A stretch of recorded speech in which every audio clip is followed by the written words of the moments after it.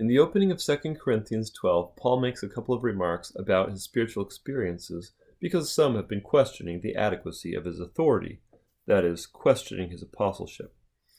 Beginning with verse 1, "It is not expedient for me doubtless to glory. I will come to visions and revelations of the Lord. I knew a man in Christ above 14 years ago, whether in the body I cannot tell, or whether out of the body I cannot tell. God knoweth. Such an one caught up to the third heaven. And I knew such a man, whether in the body or out of the body I cannot tell. God knoweth. How that he was caught up into paradise, and heard unspeakable words, which it is not lawful for a man to utter." From these 4 verses I make the following observations. First, Paul is talking about his own experience here. He is a little coy about it, speaking of himself in the third person, but if you read the rest of the chapter, he makes it solidly clear that he's talking about himself. He speaks, for example, about the thorn in the flesh, which he is given so that he will not be prideful about this revelatory experience he has received. Second, he concretely establishes here that there are no fewer than 3 heavens, because he has been to the third one.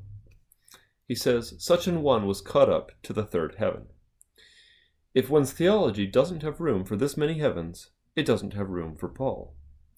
Third, he relates that he was not permitted to speak of some of the things he learned there.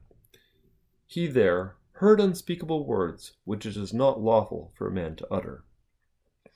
This is one of the obvious precedents for obligations not to disclose things that the Lord reveals that go beyond what has been authorized to go forth for general consumption.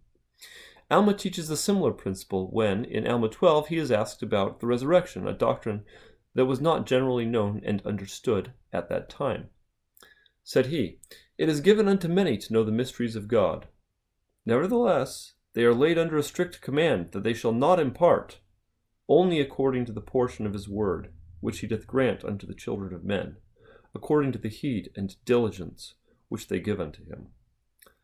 Paul had been trusted with some amazing experiences, but with that trust came an obligation not to disclose except within such bounds as the Lord had indicated. The Lord gave some more generally applicable counsel about handling sacred matters in Doctrine and Covenants 63-64. "Remember, that which cometh from above is sacred, and must be spoken with care, and by constraint of the Spirit.